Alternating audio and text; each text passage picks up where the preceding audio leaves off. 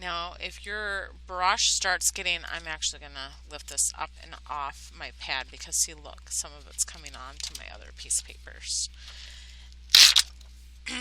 Now, if your brush starts getting dry and you need a little bit more water, feel free to water bug. Like, put the tip of your brush up against the surface of your paper. You can do that. But you don't want too much water at this point because we're really trying to get a really dark color here.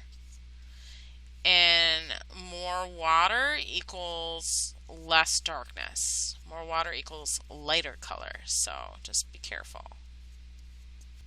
Now I have glass underneath my picture, so I can drag my brush all the way to the end here, and I literally just squirt some cleaner onto a paper towel and I can literally wipe it off. But if you have Mama's beautiful mahogany coffee table underneath your painting, I highly do not recommend you doing what I'm doing right now. Because you'll probably make Mama mad. So, or Papa, or whoever is in the room that owns said coffee table. So just be careful.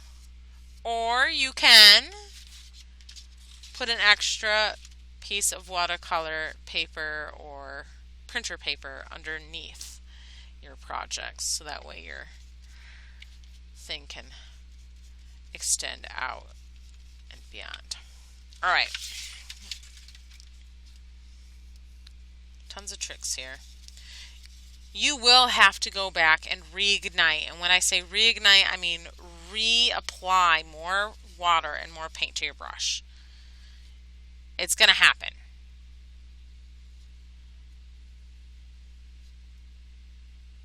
If you have bubbles, paint around them. Probably should have thought about drawing those in oil pastel after the fact. I might do that. Now, a lot of artists use this technique called what is it? They consider this space called negative and positive space. Now, this is a really big background or a really big blotch of negative space behind our seahorse, right? You can decide to break that up using color, kind of like what we did here. Dark, medium, light. That would make your painting look a little more interesting. We call that, what is it? Breaking up space using organic shapes. Organic shapes are those like really flowy natural shapes like flowers or kind of, current shapes like waves and what have you. And you can already start seeing that we broke up that huge white area with this dark blue. You see that? Now we're going to step it down a notch. We're going to make this section a little bit lighter. I'm not even rinsing out my paintbrush. I'm literally using the paint that's already on there and I'm thinning it out with water. And at this point, you're just going to keep adding little drops of water to the tip of your brush. If it starts getting dry, you're not going to go back to your paint palette.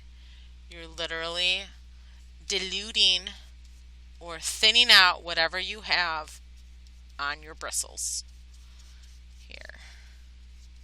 And if you have to go to the area that has more paint, like up here, feel free to scoop up that extra paint and continue distributing it into other areas. Now for over here, I kind of liked the little dark thing, so I might extend my darkness behind my sea plant here to make these reds pop. You can do that. I think that my oil pastel looked a lot nicer with a dark background behind it, so you can do that if you want to. I'm just dabbing in between my plants. I don't really want all this bubbly dotty texture from leftover paint, so I'm going to try to just dab my way in between each branch so I don't have to worry about that. But you do you. There we go. So we're kind of making shadow here in the water. Now if you feel like that there's not much of a difference between these two shapes, you can use the pickup technique by getting a piece of paper towel wet and damp and literally pressing that damp, not soaking wet, damp cloth up against your paper and lifting right up vertically from your paper. Do not, whatever you do not rub. You rub and that's a problem. You're going to start rubbing the fibers out of your paper and you don't want to do that. So just dab, dab, dab your way through it. Because I personally feel like this area is not light enough. So that's why I'm doing this.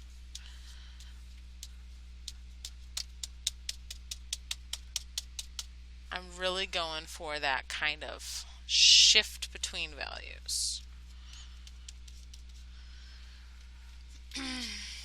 And you know what? I'm going to add some darkness in this corner so I can kind of build more of a contrast. There we go.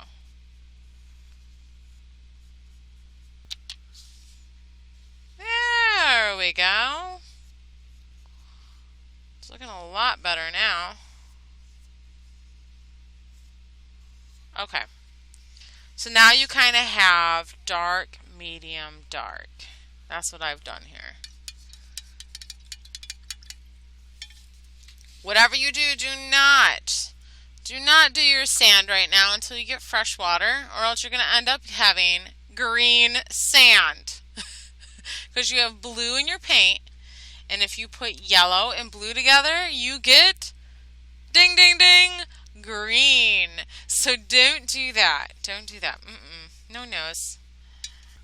Alright, so I did that dragon pull. I have really heavy amount of paint on this line here, and then I'm going to use a damp, clean brush to drag it in. It might turn purple though, because I am using water with a blue tint in it. So let's see. Decently so. There we go. I'm trying to control the amount of water I'm using here, because if I have too much water, it's going to go everywhere. Kind of started off with a little too much here, friend. It's like, oh no! Ah! Yeah, I've been doing this lesson off and on throughout the week, and I couldn't get a picture that I really, really liked, you know? You know how you work on something and you keep working on it and you try to get like the perfect drawing in there? For some reason, I just felt that I couldn't get the right drawing in here. For some reason, today is going a lot better. Let's keep it that way, right? Yeah. Positive thinking. And here I'm just building. I'm building.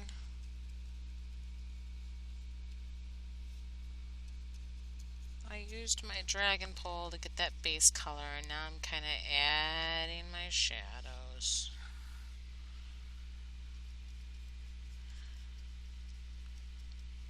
There we go.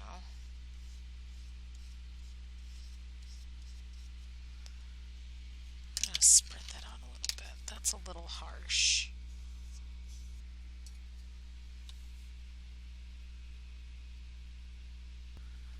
If you decide to add a little bit of black to your outline and stuff, just do it with great care. Like right here, I think I added too thick of a line. Just do it with great care. Just take your time. You don't want your black to overpower, so I just added just a. I didn't even do it all the way down here. I just did little dots, little highlights of contrast here. Alright, now that I have a fresh cup of water, I am going to have lots of water, lots of paint, and I'm going to create a wash. A wash is literally watercolor that's thinned out by water to create a really light, thin, translucent layer of color. See that? It's perfect for sunsets. It's perfect for ocean stuff, sand, what have you.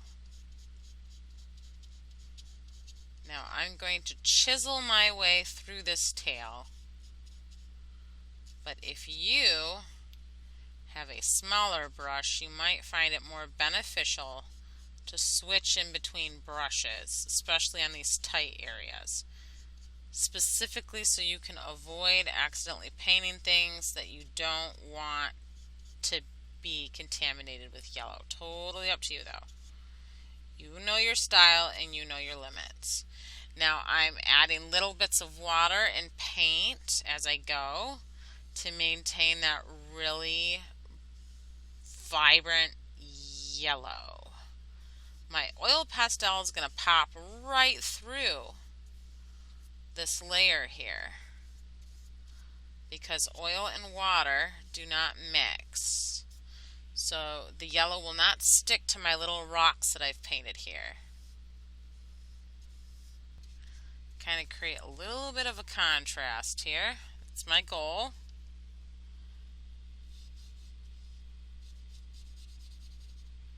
Probably should have done orange now that I'm thinking about it.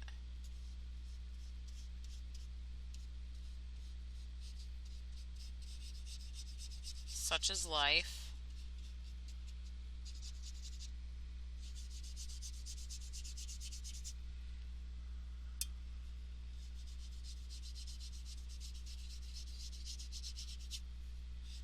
Pick up some of this, turn it pink.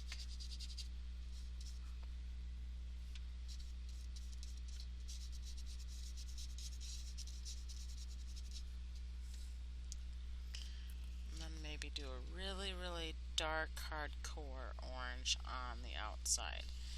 Now I thinned out my paint for the inside of my coronet. This is called a coronet. And then on the outside I'm using a heavy amount of red and very little water for that bright dark red outline that I'm kind of creating here. That's how I'm getting that.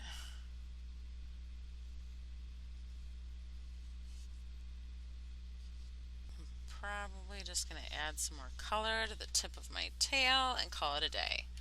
And that, my friend, is how you can create a watercolor seahorse painting using oil pastel and watercolor.